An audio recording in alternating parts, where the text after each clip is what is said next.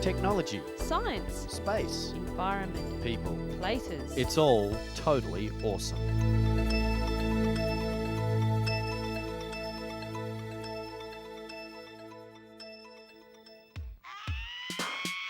Welcome once again to Totally Awesome. Today we're devoting the whole show to animals. The weird and wonderful, large and small, cute and cuddly, and of course, endangered animals from around the world. So sit back and enjoy the amazing stories that could help save some of these precious creatures today on Totally Awesome.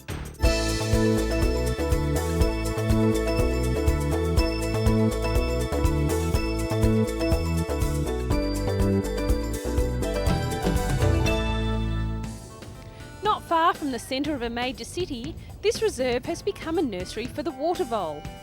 If you've ever read Kenneth Graham's Wind in the Willows, you may recognise the vole as the character Ratty in the story.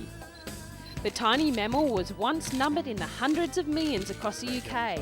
Now their numbers have been reduced to less than 1 million.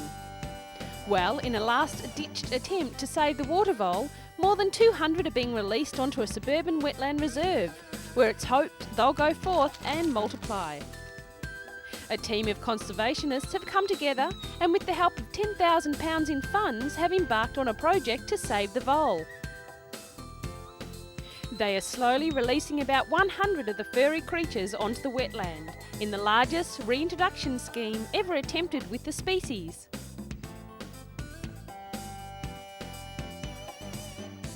Each vole has been fitted with a radio tracking collar so that it can be located and monitored. The biggest threat the vole has to face is the American mink. It takes over the vole's burrow, giving the vole nowhere to go and at a greater risk of other predators. There are areas where the vole and the mink coexist. Conservationists are keen to learn more about how the two can live together. They believe that by doing so, this threatened species may stand a better chance of survival.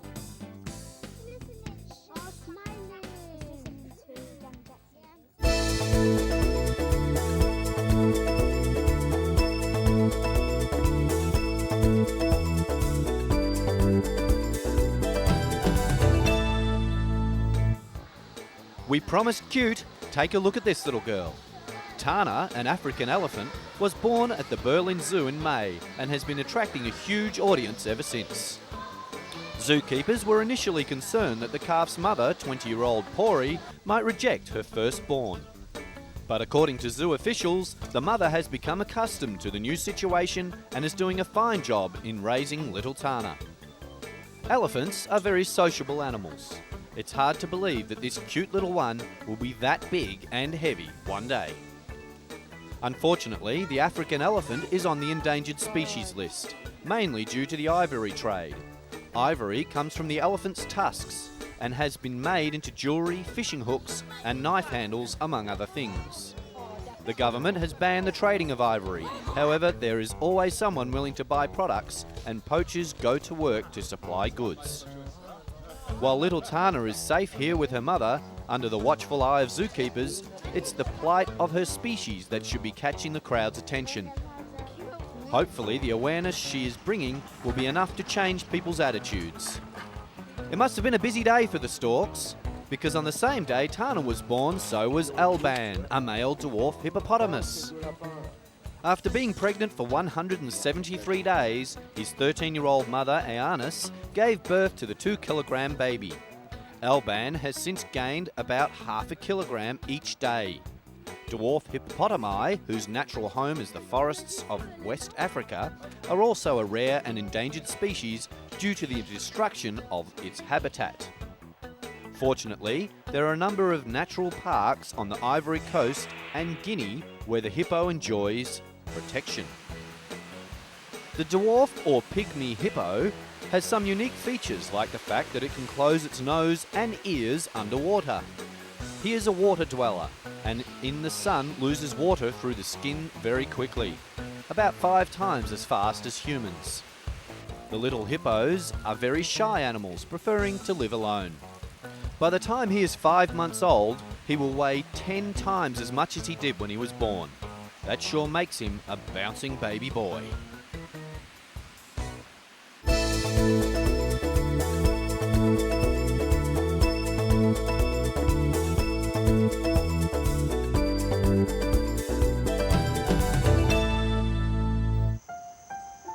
It wouldn't be unusual for you to ask, what is it? Or why does this animal look so bizarre? This rather strange looking animal is an okapi, a relative of the giraffe, and is only found in the Democratic Republic of Congo. With its gentle eyes and zebra markings, this unusual animal was only discovered at the beginning of the century. Some say because it's so shy and secretive.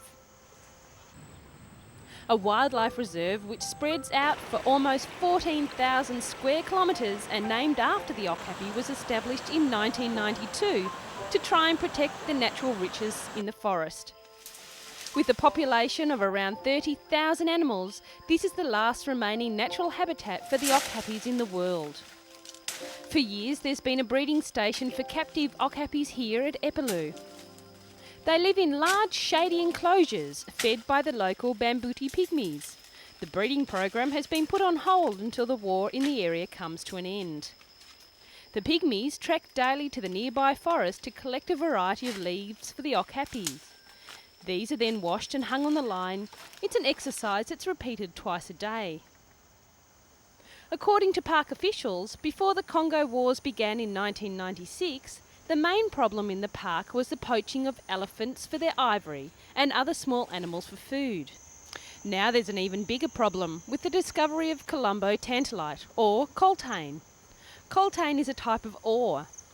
The tantalum, which comes from the coltane, is used in mobile phones, computer chips and stereos.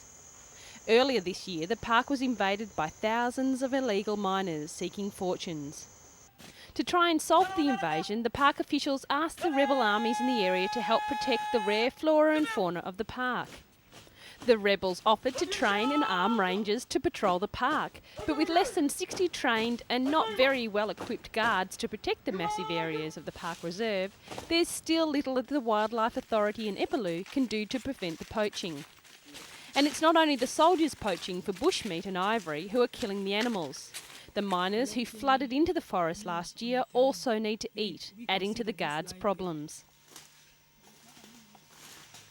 Deep in the Okapi Wildlife Reserve, a guard on patrol searches an old rundown house for signs of life. It's an old mining camp and indicates that people have been illegally digging for coltane. The camp is empty, but earlier this year more than 500 miners worked here, panning frantically for coltane in the nearby forest streams. They cut down trees for houses, destroyed the streams and tore off tree bark to sieve the coltane from the water. The trees without their bark are now dying.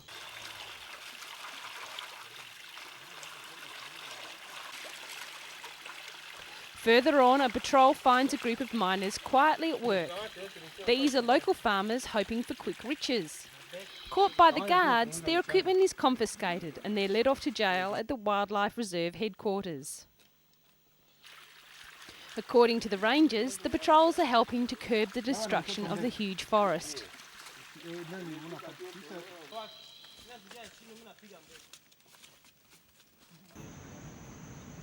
Another ranger shows off a small cache of weapons and recovered tusks, a sure sign that they're slowly succeeding. The Okapis have survived the turmoil in the chaotic Central African country, but whether they will survive this new invasion remains to be seen.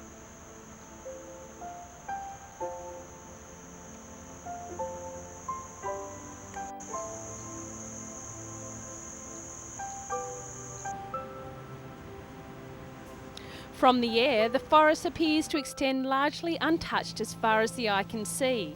But closer to the ground, humans are using the forest for wealth, while destroying the environment for the animals.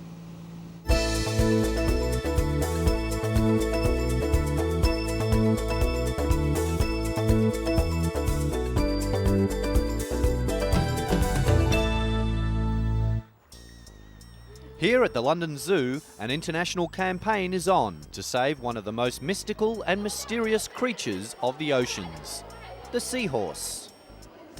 They're the stuff of legends, but pollution, habitat destruction, and low birth rate mean seahorses have been placed on the vulnerable list. One species has been classified as endangered. The seahorse has a very unusual breeding ritual, with the male and female forming a bond that has them sticking together for life. They reinforce this every morning with a little courtship dance by linking their tails and swimming through the sea grasses. They are like chameleons with a unique ability to change colour and camouflage into their background. When the female's eggs are ripe, they go into a full mating dance. The female passes the eggs into the male's pouch. It then seals up and the eggs develop into perfect miniature seahorses, all within the protection of the pouch. While most fish spawn millions of eggs, the seahorse will produce as few as 25 young. Seahorses are so fragile that when kept in aquariums, rarely survive. They don't have stomachs and therefore have very specific feeding requirements. Project Seahorse is operating through the UK, Canada, North America, the Philippines and Hong Kong. Biologists will work in local communities re-educating fishermen and other groups in the value of conserving and encouraging dwindling seahorse populations. Other than humans, the only enemy this unique creature has is the crab. Let's make sure we change that so it has a chance to survive.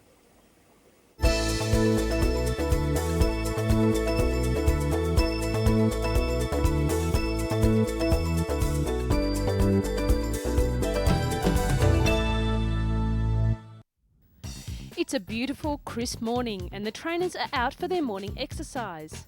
It's an image that most people around the world can recognise. These stables are very famous in the racing world as the home of the Sceptre, who in 1902 won 4 of the domestic British classics. Now the ancient countryside, close to Stonehenge, looks set to take racehorse training into the 21st century, with technology developed by the new stables manager, Dr. Jeremy Naylor. He is one of the brains in equine performance, and in just a few months his results have attracted owners from around the country. Dr. Naylor's first training success came with Daphne's Doll, who won a major race just a few months after he set up in business. His new approach combines his skill as a former vet and sports physiologist, using training techniques that are commonly used on human athletes. Special electrodes attached to the horses allow riders to monitor and record the horse's heart rate during training sessions.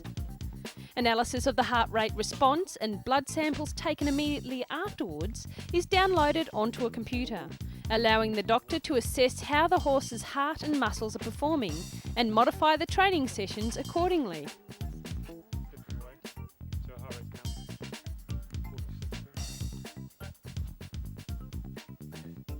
His scientific approach of using traditional training methods keeps the horses happy and willing to race, while getting the best result out of the animal.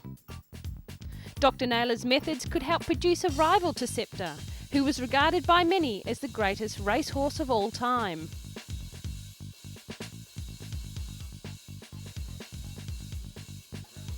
The stables have become a scientific testing environment, and so far the results have been so positive that the next champion could only be a gallop away.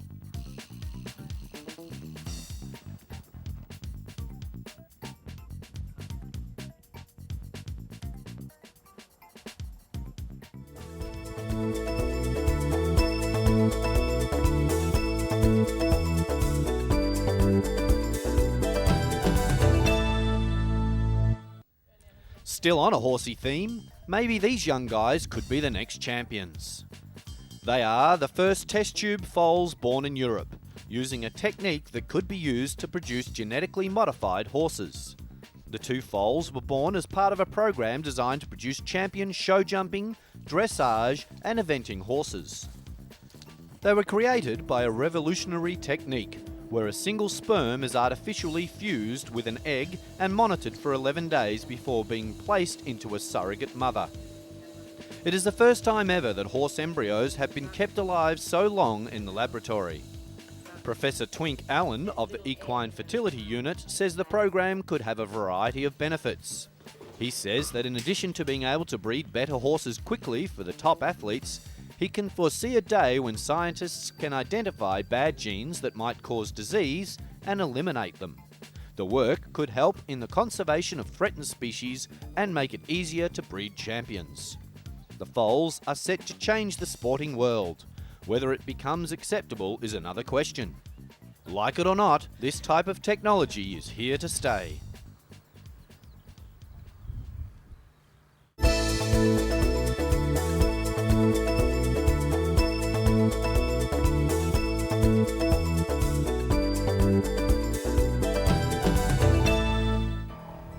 On a sunny morning off a coastal village in Vietnam, fishermen start a new day feeding lobsters in their pens. In 1992, the industry was small, with around 10 cages. Now, thanks to the research by a scientist, the industry has grown and there are around 1,000 cages. This growth has helped the local fishermen, who have been working with the scientists to learn all about breeding lobsters. Lobsters are crustaceans and come from one of two groups, one with large claws, the other with none. They are covered by a strong shell that is reinforced to protect the internal organs and the head. During mating seasons, the females can carry up to 600,000 eggs. That's heaps of brothers and sisters to have to share with. Scientists from the Agricultural Research Institute are frequent visitors to the spawning lobster pens to see how the breeding is going. But the path to success today is not easy. It took Thu and her staff nearly 10 years to do their research, and they don't have much funding for laboratory work. In the early 1990s, when she was experimenting with different methods of breeding the two species most suited to the local conditions, the ornate rock lobster and the green scalloped lobster, she found the best way was to work with local fishermen. They have helped her experiment in raising lobsters in their natural environment. Since the first trials, many local families have started breeding lobsters, and they've learnt a lot about Thu's finding on stocking and feeding. Thu has learned from them too. Vietnam exports lobsters to China, Japan, Hong Kong and Thailand. Economically, raising lobsters has made a great contribution to creating jobs and stabilising the lives of the fishermen, Thu said. Scientifically, we need to study more in order to make this business sustainable. For example, we need to actively breed pre-juvenile lobsters and their food, she added. For the local fishermen, breeding is much safer than the traditional method of deep-sea diving for lobsters. They have built thousands of pens, which are placed about 4 metres deep. The fishermen purchase tiny juvenile lobsters that are dredged from the ocean and feed them twice daily with small fish. However, Thu and the fishermen are discovering environmental issues that need to be addressed. The uneaten food, which rots and emits poison, threatens the lobster stock. Fishermen are therefore advised to dive to the bottom of their pens to scrape up the uneaten food and to bury it on land.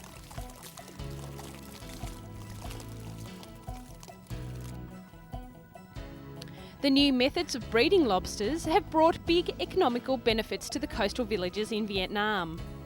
This year, the price of lobsters has ranged from $22 to $28 per kilogram. Thanks to the lobsters, the fishermen's lives have changed dramatically.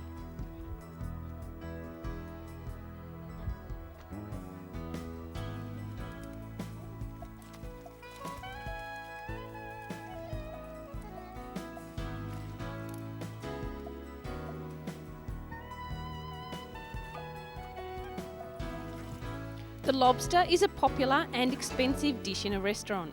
The research has allowed the fishermen to produce prime stocks. It has also allowed more control over the breeding. Science is often working with industry to find a quicker, cleaner and more environmental way to develop products. This research has given the people of the village a positive growth and allowed them to have a better lifestyle while taking care of the lobster stock and the environment.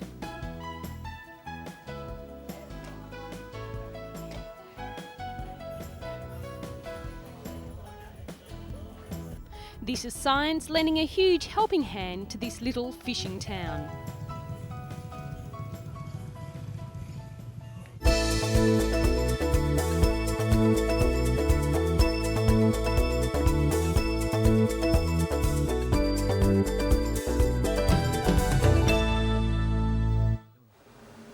The busy bumblebee goes from flower to flower, making